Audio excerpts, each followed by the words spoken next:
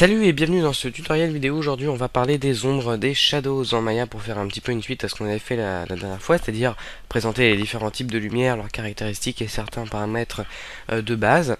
C'est-à-dire que lorsqu'on crée, on crée une lampe, une lumière, par exemple une directional light, et qu'on la plaçait, si jamais on faisait un rendu en cliquant ici, on avait donc bien la notion d'éclairage recherché. Par contre, on a quelque chose d'incohérent, de très peu réaliste, puisqu'on n'a pas encore d'ombre. Tout simplement parce que lorsqu'on crée une lumière dans Maya, par défaut, les ombres sont désactivées. Donc il suffit de les activer. Pour cela, il suffit de sélectionner la lumière, donc ici, My Directional Light, et d'aller dans l'attribut editor en cliquant ici ou en faisant CTRL A. Donc ça, hop, voilà. Donc ici, on avait tout d'abord une section Light Attributes, on avait tous les paramètres de base, et juste en dessous, on a la section Shadows. Là, on a tout simplement nos ombres, la possibilité de paramétrer nos ombres.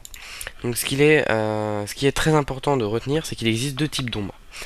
Premièrement, les DefMap Shadow, aussi appelés Shadow Map, et ensuite les Ray Trace Shadow.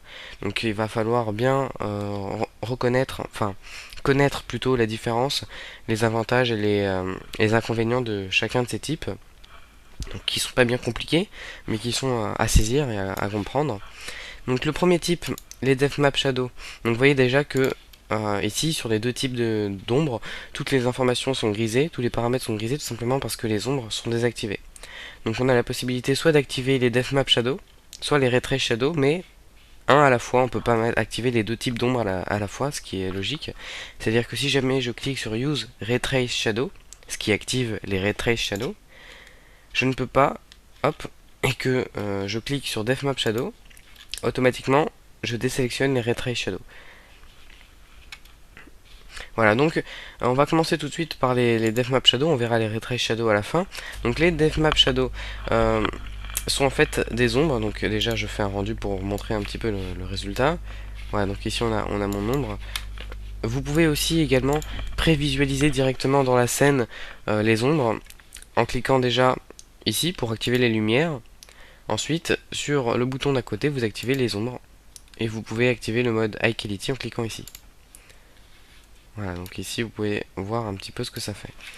Alors je refais un rendu. Voilà, donc on a donc nos ombres, on peut bien voir les ombres. Bon, forcément on a quelque chose de très mauvaise qualité, mais on verra comment régler ça par la suite. Donc les DefMap Shadow, encore une fois appelés Shadow Map quelquefois, sont des ombres qui vont être générées en fait à partir d'images. Donc ces images on les appelle les DefMap, d'où le nom DefMap Shadow. Donc ces DefMap sont des images qui vont être créées juste au début du rendu, qui vont contenir des informations de profondeur. Et plus précisément, qui vont donner des informations entre la distance d'une surface et une lumière spécifique, donc ici cette lumière-là, afin de pouvoir déterminer quelle zone est sombre ou pas. Bon après je vais pas trop entrer dans les détails non plus, c'est pas hyper utile. Mais enfin bref, ce qui est important de noter, c'est que les DefMap Shadow sont générés à partir de ces images-là. Donc ces ombres-là correspondent et suffisent pour la plupart des situations. Par exemple ici, elles suffiraient largement pour cette scène-là. Par contre, on verra que dans certains cas, elles ne seront pas suffisantes et on verra lesquelles. Donc le premier paramètre est le paramètre résolution. Qui est par défaut sur 512, qui va tout simplement permettre de régler la qualité de l'image. C'est-à-dire que là, si je regarde, j'ai plein de petites choses, on va dire, pas très réalistes, du tout même. On a bien aussi un effet pixelisé, un effet d'escalier, pas recherché non plus. Donc si on augmente la résolution, évidemment, on augmente la qualité de l'ombre. Ici, je double en passant par 1024, mais évidemment, j'augmente le temps de rendu. Voilà, donc ici j'ai quelque chose, j'ai déjà plus les petits effets indésirés qu'on avait ici, voilà. Et on a également ici mon ombre qui est beaucoup plus nette, voilà. Je peux encore doubler, hein, 2048, etc., etc. Voilà, donc ici j'étais à 12 secondes de rendu, ici je passe à 3, donc encore une fois l'ombre est plus nette. largement plus net que ce qu'on avait précédemment. Donc moi je vais repasser à 1024, ça me suffit pour ce... Hop, 1024. Et ensuite on a un deuxième paramètre important, c'est le filter size qui est ici. Donc le filter size, c'est simplement un filtre qui va permettre, un paramètre qui va permettre d'adoucir les bords, de flouter l'ombre. Donc en fonction du nombre de pixels, en fonction de la résolution. C'est-à-dire que ici par défaut il est à 0, il est à 1 pardon. Si je le mets à 0, hop, voilà ce que je vais avoir. Donc vous voyez, on a quelque chose de beaucoup plus dur. Si je le repasse à 1, hop, ouais, si je le repasse à 1 et que je fais un rendu, vous allez voir ce qu'on va avoir. Bon, c'est quelque chose de beaucoup plus dur quand même. Avec la même résolution, mais on a sans filter size, vous voyez, on a quelque chose de très pixelisé.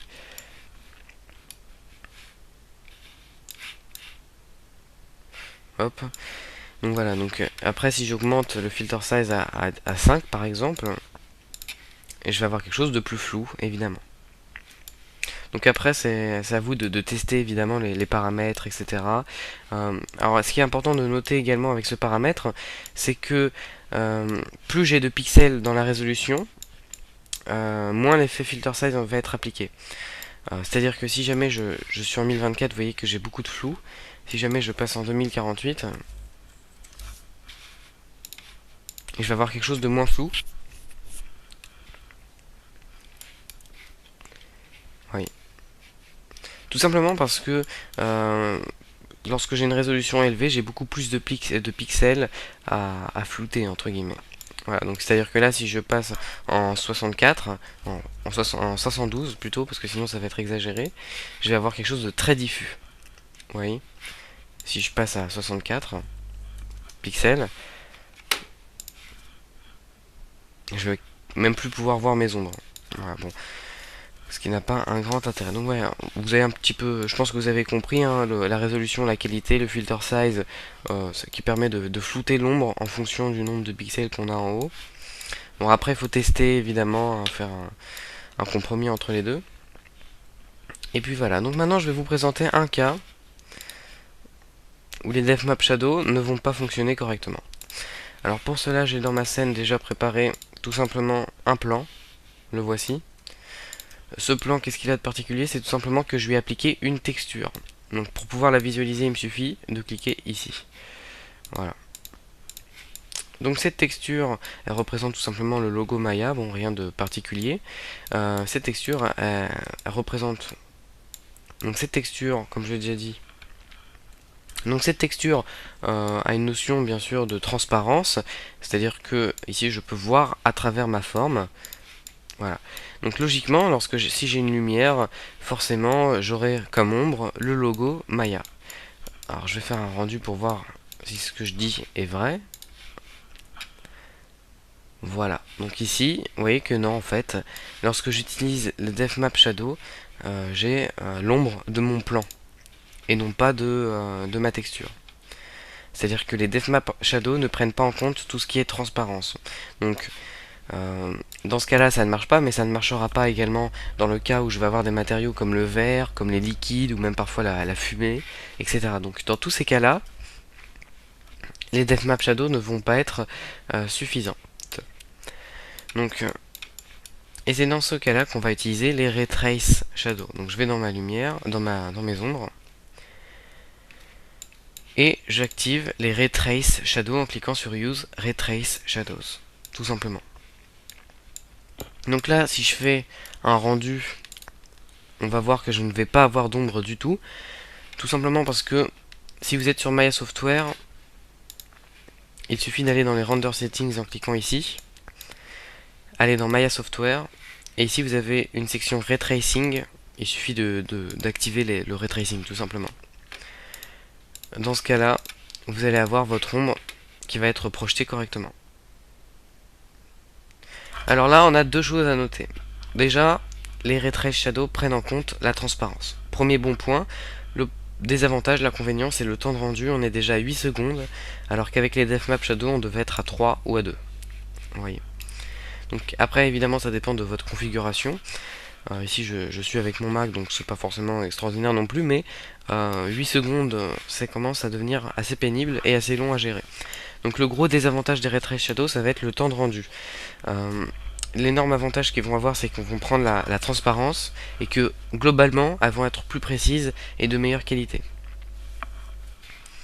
Voilà, donc tout à l'heure je vous ai expliqué que les DevMap Shadow étaient des ombres générées à partir d'images. Les Ray Trace Shadow, elles, vont être générées en fait par... vont fonctionner par lancer de rayons. Alors je vais pas entrer dans les détails, mais ces rayons vont être calculés directement pendant le rendu, et ça fait que le temps de rendu va être... le temps de calcul va être plus long, mais on va avoir évidemment quelque chose de meilleure qualité.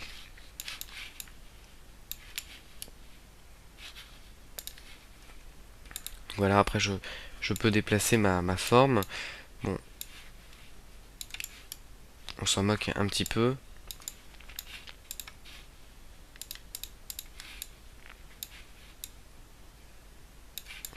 Voilà, donc ici je vais avoir mon ombre, etc. Donc on va voir les différents paramètres.